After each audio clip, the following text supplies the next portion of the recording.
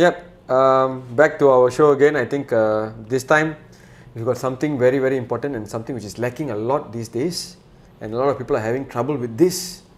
Is it something to do with our gadgets? Is it something to do with something we're exposed to? Is it something that we are taking too much of? What is it that we are talking about today, Mauri? Ladies and gentlemen, we're going to talk about sleep. So, dear Shashi, sleep is a period of rest, and it consists in REM and non-REM cycle. So, can you please explain us what's the difference between REM and non-REM cycle? Okay.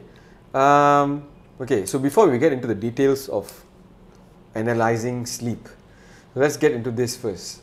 That, like Mauri said, there's REM and non-REM sleep. And non-REM actually is a simple term for 3 phases of sleep. So there's phase 1, phase 2 and phase 3, stage 1, stage 2 and stage 3. Some people call it N1, N2 and N3. So these are the non-REMs, and then comes the REM. So your sleep basically are in cycles of this. So you go into the cycles of REM and non-REM. Okay, so the non-REM is when, you know, like the first, even is divided into 3 phases. The first phase is when you feel like, I think a lot of you can relate lah. You can feel like I'm about to feel a bit doozy, you know, like sleepy, dozy a bit, and then you feel like what do you call this? Slightly like, you know, like your eyes are starting to droop a bit. So that's the first phase. Okay, that's the first phase. And then the second, this can last somewhere between 5 to 10, 15 minutes. This is the starting. And then the second phase is when your heart rate kind of slows down. So when your heart rate slows down, your temperature, body temperature is going to drop as well. Okay, and then your brain starts to spiral down, and then you feel like, you know, that your eyes is pulling. That is your second phase.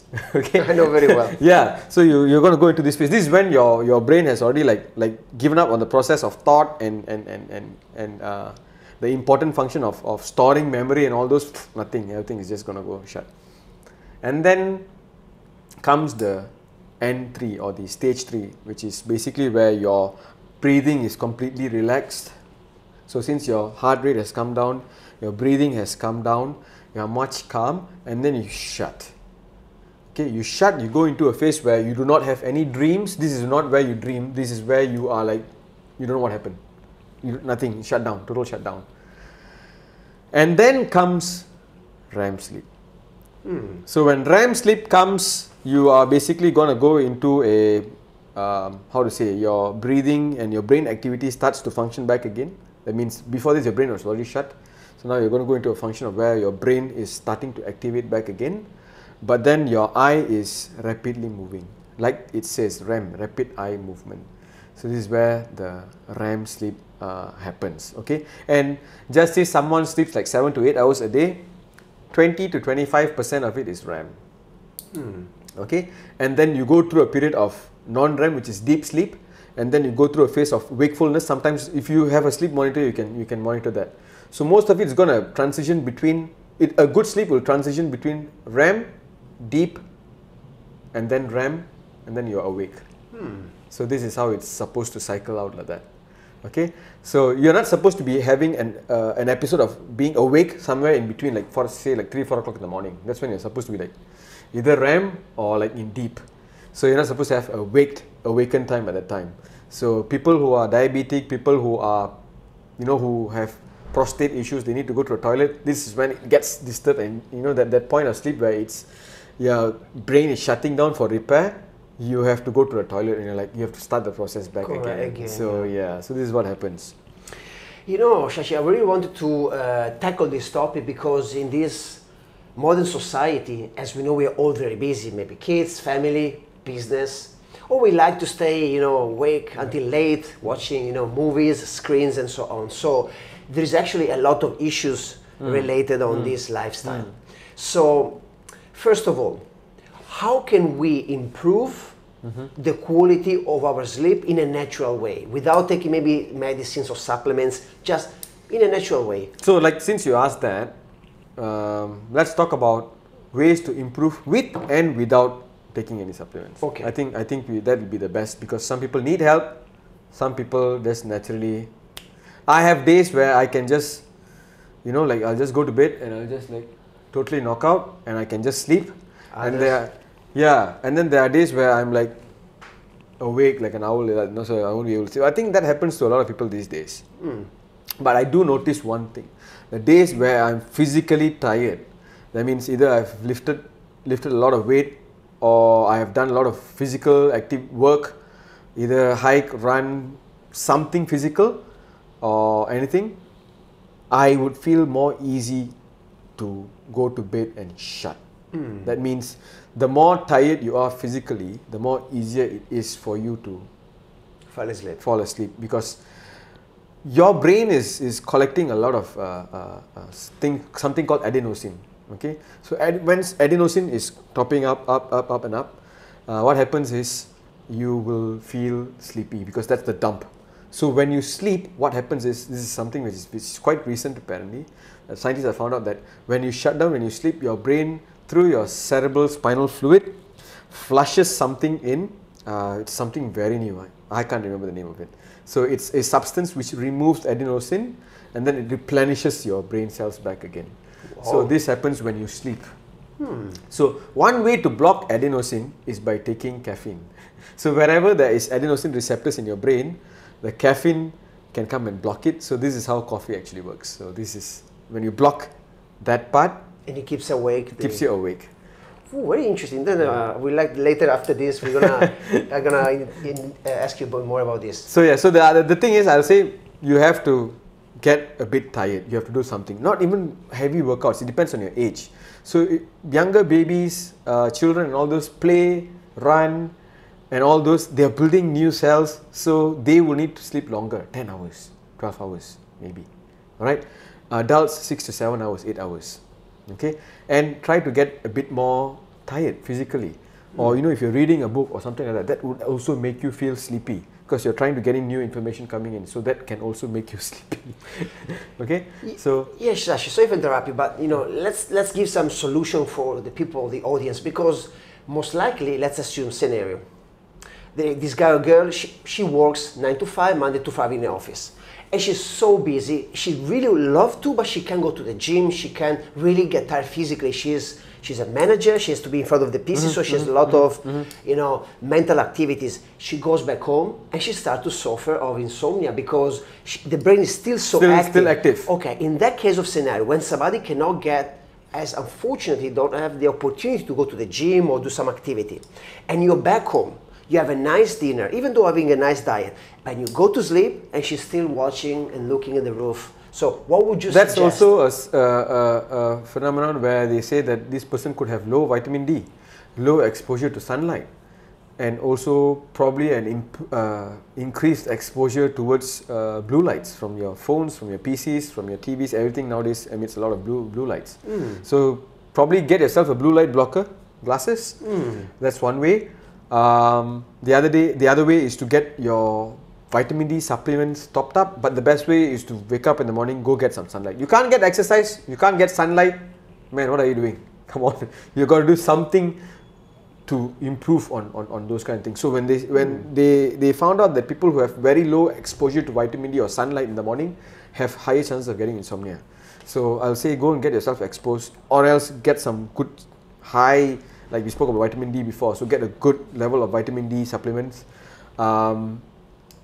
Healthy diet, that's the other thing. Refrain from using your phone at night, because it mimics sunlight, so it's going to like cheat your mind into thinking that it's still bright and all those, so that can also play with your brain. That's the blue light again. Even though you have blue light blockers, try to stay away from it. Like I said earlier, if you want to sleep, you want to try to read a book or something like that, it would be way better for you to snooze rather than trying to watch something. That's another way. Okay, Sashi, as you know, I'm very curious. So while I was preparing this interview, I've been studying quite a lot, because it's a very fascinating topic, sleep and rest in general. So they said, in order to facilitate without taking any supplement in the phase of rest, they say try to avoid eating at least 3 hours before to go to sleep. They even say don't drink even water 2 hours before to go to sleep, which is a bit extreme, I'm agree with you. Plus, always sleep in a quite cold room, 22 degrees Celsius, that's very important, and must to be very dark. And I'm sharing this with you because actually I did try it, and it actually works a lot. Even though if you have a bit restless mind, but you prepare yourself, try to eat at least 2 hours before. The water things, I still drink even before to go to sleep, but it doesn't affect me. But once the room is very dark and the temperature about 22 Celsius, perfect. Helps. Yeah. So that's the other thing. Darker room, colder surrounding, all these are added on to, like what Maurice said, fantastic. Refraining from looking at your phone, the light, reading something before you go to bed, that's a possibility for you to like easily sleep off. Have like a reading lamp or something like that, not like a fully lit room, so that could help a lot as well. So, but a cold surrounding and also a dim or totally dark room helps a lot, because you need that melatonin to kick in by itself. That is from your pineal gland, and you need total darkness for that. So that's one of the things which is produced when you need to sleep. And one more thing, a warm, sauna will be great, but even a warm bath or a warm shower, it helps to reduce the stress, and it helps to facilitate. Let's say it can facilitate a good sleep. Don't you if you can't get, like for me, I hate warm baths. I hate hot baths. Oh, okay. So I don't like it. So, and I shower very early, like probably like around 6, 7 something after my workout. So I just shower, so I don't go back and shower again after that. So there's no reason for me to shower 3 to 4 times a day. So I'm done with that. So one way that could actually also help you is to, if you want to soak your feet in warm hot water, that helps a lot. Yeah, so that, good idea. yeah, so soaking your feet in warm, lukewarm hot water will be amazing for you to feel relaxed, especially if you're someone who's wearing heels. Like he said, the person earlier is working 9 to 5. You are like someone who is constantly, on the run, and then like, you're not relaxed, you're stressed out. You want to relax, you want to soak your feet in hot water. It helps you to relax a lot, and that will also bring out the endorphins and also make you feel a bit more relaxed and easier for you to sleep at night as well. Very interesting. And in case, which supplements would you suggest in order to facilitate a good quality sleep? We go straight for the kills. That's one thing. You need magnesium. That's one thing. It's a good mineral, which is easily lost. Which kind of magnesium? We got 6 or 7. Okay. Avoid magnesium oxide. Anything but oxide is good. Okay, so oxide, no oxide. Anything of oxide is not so good. So you want to take magnesium glycinate, magnesium orotate. There's a few other types of magnesium, malate as well. So many types of magnesium you can take. Citrate, fantastic. Go ahead, take it. You want to avoid magnesium oxide. The ones in your sprays are also magnesium, but it's magnesium. It's a different kind of magnesium, if I'm not mistaken. It's not orotate or citrate or something like that. It's a different kind of magnesium.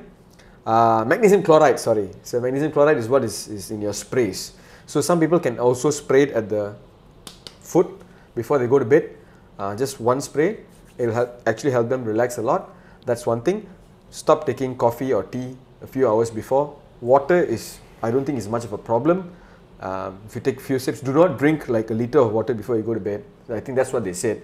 So you take very little, probably like 250 ml or lesser, just a bit. You can't stop drinking water 2 hours. I can't. I'll take a bit of water even before I go to bed, just to keep the throat, not too dry. Because I sleep in a very cold environment. Like you said, my room is probably around 22 to 24. Same. So around there, amazing. So if you are someone who's feeling very cold, even with just one fan on, you got to go and check your iron levels. So that is not so good. In a Malaysian weather where it's very hot and you feel very cold, that means there's something wrong. And still to be in the same topic, as I shared with you long ago. Okay. You wanted to ask me another thing. Melatonin. I forgot to tell. Melatonin. Yeah, something you can add. Yeah. So that's one other direct supplement where you can add is melatonin. You can get these days if you need a help. But then again, I would say do not be too dependent on all this. Like what Mauri said earlier, all this environment, the surroundings, you want to bust your stress out, feel a bit more physically worked, which will make you tired, read a book. All these will naturally build up, the melatonin from in your pineal gland. Your body can naturally produce this. So we are all for natural. That's one thing. If I'm not mistaken, in Europe you can buy melatonin at the supermarket. But in Malaysia, it's not allowed. Maybe through pharmacy or through a doctor. You can buy it through pharmacy. I am someone who does, we do work with compounding pharmacies, and I do work with, I am someone who does functional regenerative medicine. So if someone who's, some medications can also cause you to have lower level of melatonin, like steroids. So someone who's had, an infection, they had high dose of steroids or whatever, you might go through a bit of insomnia. So that's probably where I normally trigger a bit of melatonin inside, and then like a month or lesser, and then you're done. Your body should be able to produce it by itself naturally. So it's not something that you depend on long term. And Dr. Sashi, I would like to keep in this topic in terms of not properly sleep, but how to avoid during the day when we have those kind of mental fuzz and brain fog. Okay, so according to my studies, but you're a doctor, so then I'm asking you, what I've been learning in the last month and a half, I not upon wake up anymore drinking caffeine, because I've read that and I've been studying that once we wake up, our body, which is a perfect machine, releases an hormone cortisol in order to stay awake. So we leverage that cortisol, the state of awakeness, for the first 2 hours of the day, and then we drink the first coffee. Believe it or not, I've noticed that when usually around 3-4 o'clock, after working a lot, working out at the gym, I got a kind of sleepiness. Doing so avoiding coffee for the first 2 hours of the day, having my first coffee around, I wake up around 6:30, so let's say 8:39, I avoid to have the nap or being tired later in the afternoon. So do you have something to add about it? Do you believe in this? Oh, fantastic, because like you said, the cortisol, when you wake up, it's the highest. There's a graph which shows the cortisol being the highest in the morning.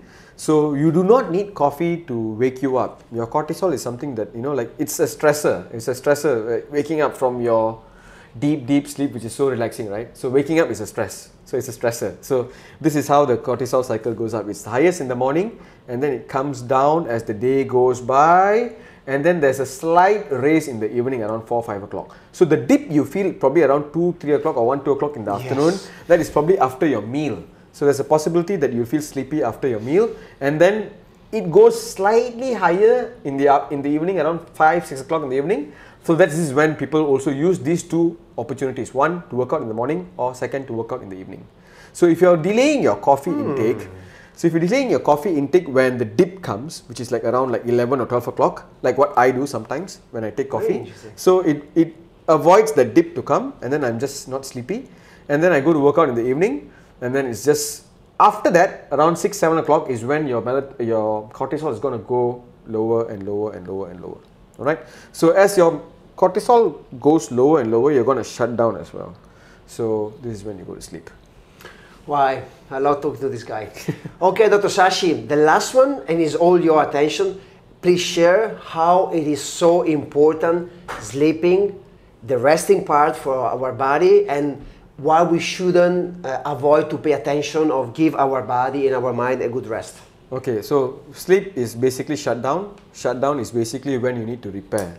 So when your body shuts down, the most important thing, as I said just now, adenosine buildup. This basically, adenosine is this buildup of all the whole day's work. So it needs to be cleared out. Okay, that's one thing. Coffee makes you stay awake for a longer time, but then it doesn't remove adenosine. So in the long run, you'll have, droopy eyes, bad skin, poor function of hormones, weight gain, so many things, poor bone strength, and all this. In the long run, if you do not have enough sleep or good sleep. I'm someone who has had sleep deprivation when I was working in the hospitals. I mean, doctors work crazy hours, 24 hours, 48 hours, on calls, blah, blah, blah, whatever. Wow. So I've been through that cycle, and I know how important sleep is. Trust me, take it from there. So, and when you do not shut down, you are not giving your body a chance for it to repair, shut down and repair. So when you shut down, there is this proliferation of these cells where your body is naturally able to produce and regenerate every cell in your body, okay, through growth functions. What do you call this? Growth factors, they call it in your body. All right. So as you age, the growth factors reduce as your stem cells reduce. Now, what we want to do is to hit on these growth factors, to improve on these growth factors, And when you shut down, when you sleep, these growth factors are produced more. So that's why children who are growing constantly need this growth factor, and they need to sleep longer periods. Oh, okay. So as compared to adults, children sleep more because they're constantly growing. All right. So humans, adults, we do need sleep to repair, not to grow anymore much. We have stopped To growing regenerate. to regenerate and grow. So that's what we need. Okay. So sleep is important for you to regenerate and grow. And one more thing is to convert your short-term memory into long-term memory in the hippocampus. Secondly, they also showed that people who have shorter sleep deprivation, that this center in the brain called amygdala, which is your emotional center, becomes misfiring. That means you get short-tempered, you get ill-tempered, and your mood is not good, swings and sways and all those. So sleep deprivation, the studies, they show that it also has some misfiring from the frontal cortex of the brain towards your amygdala, which is the center in the middle, where it's connected to the emotional centers. There is misfiring. And also storage of memory. So students, if you are studying and you're like, oh, I can't sleep, I need to study, I need to memorize for tomorrow, trust me, sleeping is the best way for you to actually convert this into long-term memory and good for exams and all those. You need to have good sleep. Thank you, Shashi. As always, thank you very much. Thank you. Hope that we give you, as always, that's our idea, give you value. And what we're going to talk next time? We're going to keep it as a secret? Yeah, let's see. Maybe you talk about collagen. Who knows? We will see. Thank you very much. Ciao.